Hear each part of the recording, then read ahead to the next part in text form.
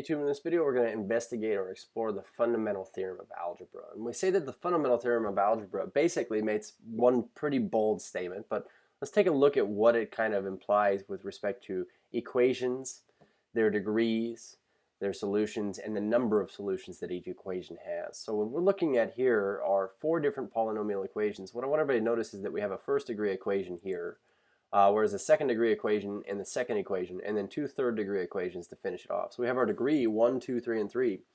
But these have already been solved for us. What I want everybody to see here is basically we got one solution from the first degree, two solutions from the second degree, either positive root 2 or negative root 2, three solutions from each of our third degrees. So in our last one here, it's worth noting that we do get three solutions, and as a matter of fact, we say that -1 happened twice. We actually do count it twice.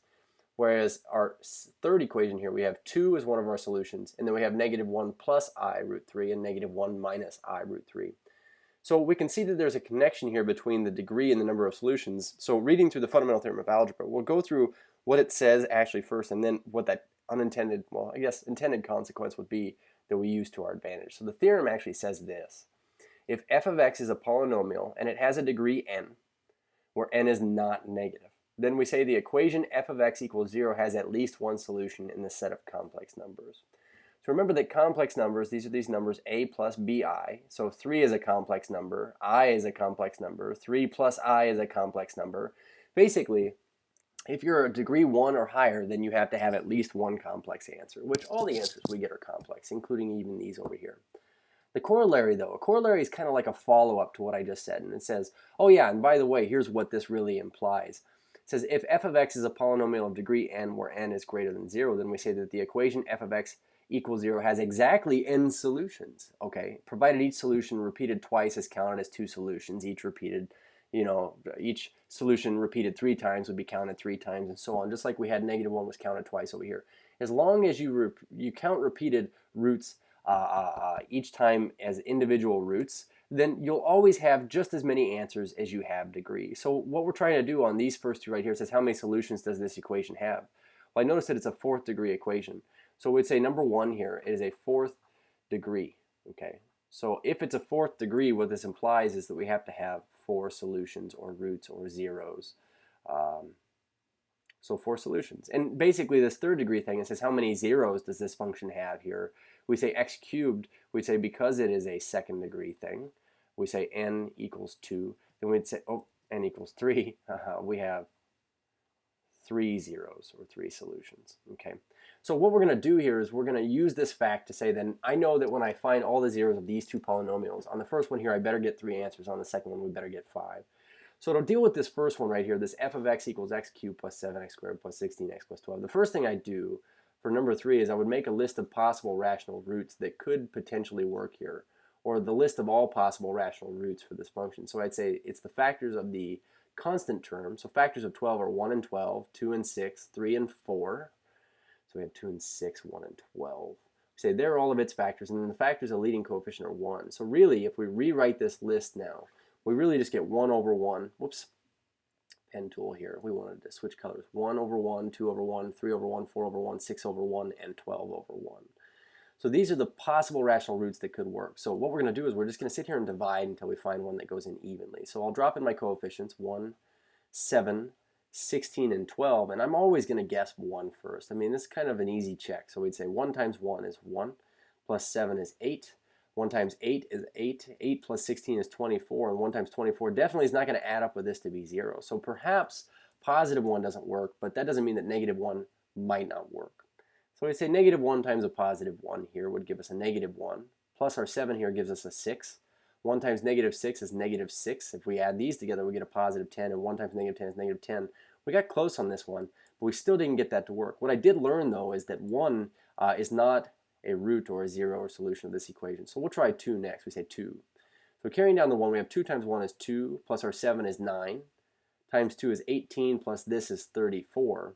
And then this is bad news bears, because this we're going to get 68 here, which gives us a 70, it gives us an 80 basically. It doesn't give us 0. So because positive 2 doesn't work, we'll try -2. We say, well, -2 here. Suppose -2 times 1 is -2, plus our 7 here is a 5. 2 times 5, and it would be a negative here, we get negative 10. So I get a positive 6 when I add these, and negative 2 times a positive 6 is negative 12. So I do get 0. So we wanted to find the zeros of this polynomial function. First of all, I'm going to say, well, one of them is negative 2. I've instantly found this one right here. But what this also means is that our leftover thing here, since x plus 2 is a factor, this is the other factor. And we could just go ahead and proceed by setting this equal to 0 and solving it by factoring. We'd say x plus 3, x plus 2 are its factors. And so setting these each equal to 0, we get negative 3 and negative 2 from those. So we'd say negative 2, negative 3, and negative 2. And what we see here is that we got negative 2 twice, but overall we got 3 total solutions. So let's take a look at number 4 here. Number 4, again, I'm going to start by making a list of possible rational roots. So we say the factors of its constant term. Its constant term are 1, 2, and 4, its factors, because it is a 4. And then our leading coefficient is 1. So rewriting this list, we'd say just basically 1, 2, and 4 are the only rational numbers that could work in this function. So we're going to flip this upside down. We'll put in our 5th degree thing. This means we need 5 answers here. So we have 1, negative 3, 5, negative 1, negative 6, and 4. We have to go find all 5 answers here. So I'm going to start by trying my 1 here. So we say 1 times 1 is 1. Negative 3 plus 1 is negative 2. Multiplied by 1 is itself, but add these together, we get a positive 3. 3 times 1 is 3.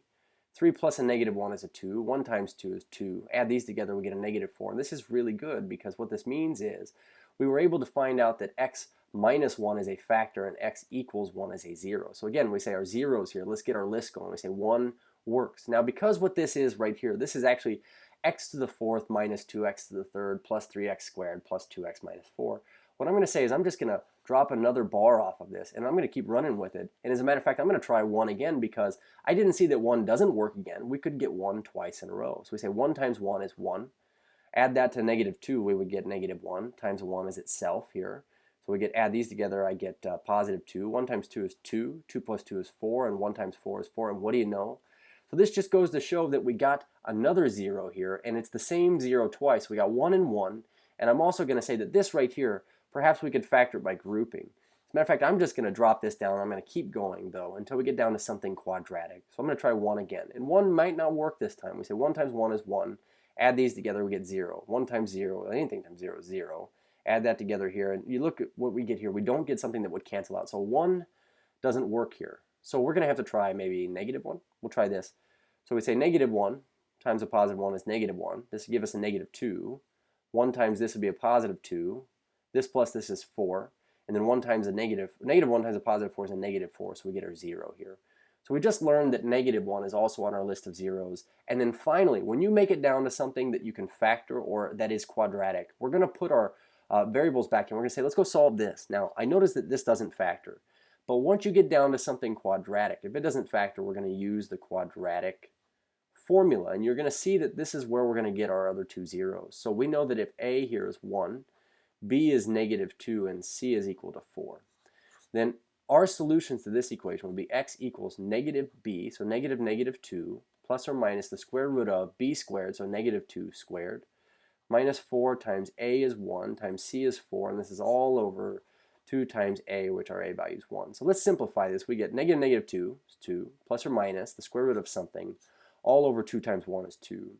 So in here it looks like we get a 4 minus 16. So I get a negative 12. And so the first thing I'm going to want to do is make this a positive and put an I out front. Also this, I know that 12 is 4 times 3. So I know I can take the square root of 4 also out. So we get this. We get 2 plus or minus 2i times the square root of the 3 was left over here all over 2. And because these are all divisible by 2, what we could do is reduce them by a factor of 2. And we end up with this. We get 1 plus or minus I root 3.